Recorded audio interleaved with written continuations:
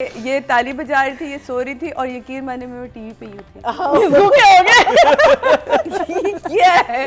और मैंने कहा इसका डायरेक्टर कहाँ चला गया अचानक इस ड्रामे का, क्या हो गया? मतलब डायरेक्ट लग नहीं रहा ना हाँ जी, ये वो वाला था ढस करके। मैंने कहा अच्छा इसे कहते हैं जहाज का गिरना। नहीं अच्छा था नादो, याद कर वो आए थे अब्बा के मरने पे, उष्णा के अब्बा आते हैं तो जिसपे वो कहते हैं इनको ले जाओ तुम वहाँ, राहिम के घर आते, राहिम के घर भी आए थे। राहिम को जब गोली लगी तो वो हॉस्पिटल भी गए थे जी, सिर्फ शहरोज हाँ हॉस्पिटल गए थे। ये मैंने सीन देखे में तो इसलिए। और बस ये जो शहरोज वाला किस्सा था ना जिसपे बाप अभी लास्ट एपिसोड में गया कि बेटा इतना सब कुछ हो गया, तुमने नहीं बताया कि पूरी फैमिली आए ना, पूरी मम्मी भी आए, असली बहन भी आए, मैं तो जा रही थी सब आए। वो जो अमेरिका पहुंचा हुआ है बेटे का ऑपरेशन करवाने, उससे फ़ोन पे बात करवा के इन्होंने वहीं माइंड अप करवाया। तो वो जो चीज़ें थी, बहरहाल ये एपिसोड नहीं होनी चाहिए थी। मैं तो अब भी इस पे कायम हूँ, लेकिन नादिया का अच्छा आइडिया है कि अगर ये वाकई ऐसा कर सकते और अगर सीक्वल का इरादा था तो कर सकते हैं, लेकिन ना बनाए। इससे बहुत बेहतर स्टोरीज़ हैं उनको लिखवाएं और उनके ऊपर काम करें। इसी तरह के अच्छे डायरेक्टर्स को लें और मुकम्मल सीन लिखवा के काम करें खुदा के वास्ते। ड्रामा लाइसेंस हम ज़रूर देते हैं, जैसे कि आप फिल्मी लाइसेंस होता है कि आपने ये सारे डायलॉग एक्स्ट्रा बुलवा लिए, लेकिन ऑफ कोर्स एक रियलिटी है जिसमें आप कोर्ट रूम में इतनी बातें नहीं करते, वहाँ आपको टू द पॉइंट बात करना होता है। इस एपिसोड में मुझे नहीं लगता कि उष्णा का ये जो जज थे इनको सुनने का शौक था, वो उन्हें रोने का भी शौक था, उन्हें पहली बार एक्सप्रेशन देने का शौक था। हर उसमें वो यूँ देखते थे, फिर यूँ देखते थे, फिर यूँ देखते थे, तो वो बहुत ज़्यादा एक्सप्रेशन थे। बट इस पूरी एपिसोड में मुझे इतना ज़्यादा काम नहीं नज़र आया जिन दो को आप इस वक्त मार्किंग कर रहे हैं। मुझे वीक लगी परफॉर्मेंस, बहुत बेहतर हो सकती थी आर्टिस्ट की परफॉर्मेंस, लेकिन आर्टिस्ट की परफॉर्मेंस मैंने अब देख ली कि ये दोनों आर्टिस्ट डायरेक्टर आर्टिस्ट। बहुत सारे सीन हैं, मैंने इसमें सबसे पहले आती आपसे पूछा था, बहुत सारी चीज़ें इसमें ऐसी थी जो इतनी एक्स्ट्राऑर्डिनरी थी कि बिला वजह क्यों कर दिया। मतलब ये सीन मुझे समझ नहीं आ रहा। एवरेडी में जाके, आई थिंक वहाँ कोर्ट रूम है ये, वहाँ जाके उन्होंने रिकॉर्ड किए ये सारे सीन। वो अच्छा, नादिया को डायलॉग अच्छे लगे, मुझे उस डायलॉग में कोई एक डायलॉग ऐसा नहीं था जिसके अंदर पावर फील हो कि जिसके लिए आप कहें कि वाह यार। क्योंकि हमारे पास ऐसे माशरे में बहुत सारी मिसालें थी, वो दे सकती थी बहुत सारी मिसालें, राइटर हमारी दे सकती थी कि हम उस माशरे में रहते कि जहाँ एक लड़की की गर्दन काट के फेंक दी जाती है, तो क्या वो मासूम थी?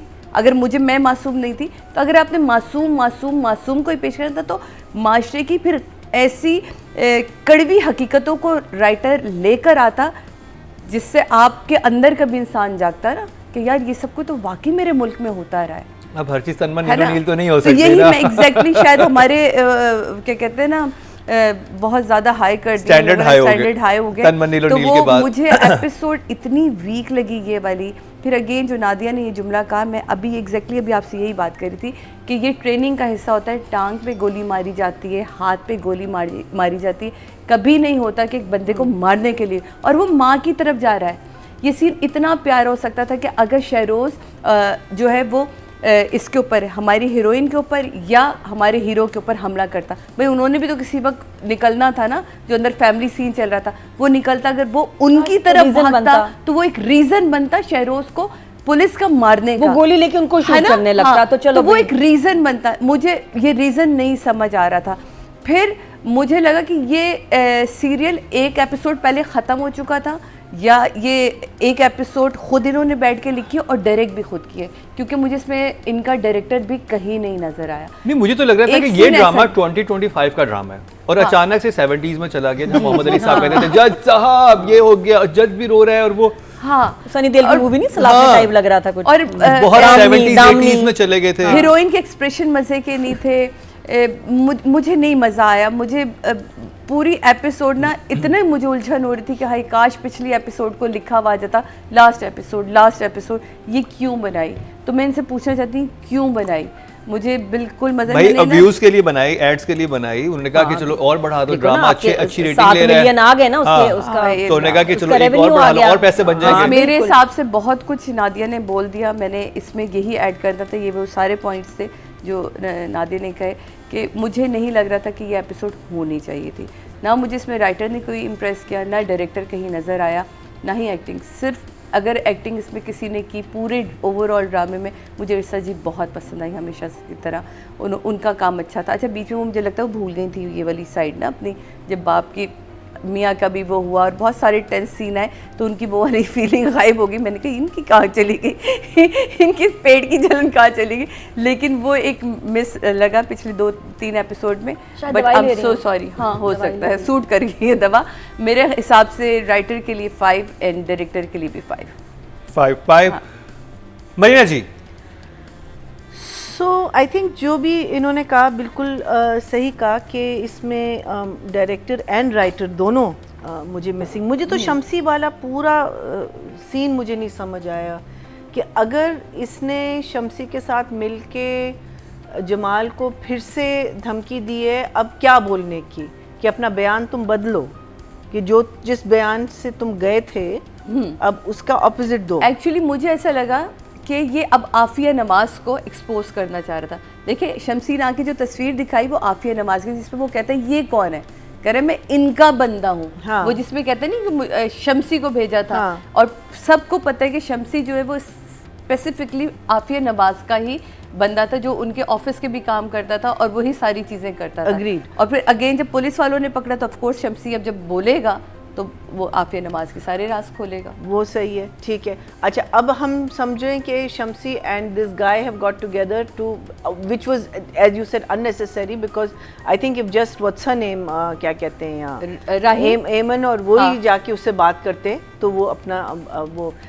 अच्छा फिर शम्सी फिर क्यों भाग रहा था कोर्ट से? वो इसलिए भाग रहा था कि राहीम ने उसे कहा था कि मैं तुम्हें बचा लूँगा। आप देखें उसके जो घर का सीन है, वो कहता है कि अगर तुम अभी साथ दोगे तो हो सकता है शायद मैं तुम्हें सजा से बचा लूंगा। So it wasn't well crafted. हाँ वेल क्राफ्ट। बात ही अगर उनको समझ नहीं आई तो मकसद खत्म। मकसद ही नहीं खत्म। समझ मुझे लगा कि वो जब वो पकड़ा गया है अगर मैं नहीं बैठ के समझाना था तो कैसे वो सारी चीजें करे। So that part was very confusing.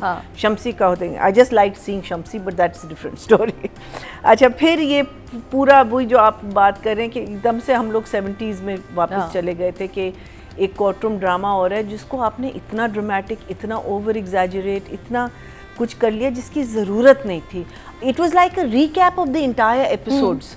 अभी अब हमने देख लिया, अब लास्ट 2 एपिसोड में इतना कुछ और इतने मज़े की चीज़ें हुई और performance everything was so on the nose, on the spot, कि यहाँ आके आपने सब चीज़ें जो है ना, I mean I still think sheroes and इर्षा shone throughout, but it was unnecessary. और फिर जब आपने कहा कि एमन तुम कुछ कहना चाहोगी, तो मैंने कहा कि कुछ बोलेगी वो, तो उसने अपनी एक और कहानी शुरू कर दी विच, और फिर आप ऑडियंस को कह रहे हैं कि आप भी ब्लेम, आप भी, mean there is a way, I feel when you are writing something like this, you know there is a very good way of saying it. जहाँ आपने कहा कि तुम भी कातिल हो, तुम भी कातिल हो, तुम भी कातिल, अरे यार who the hell are you to say this?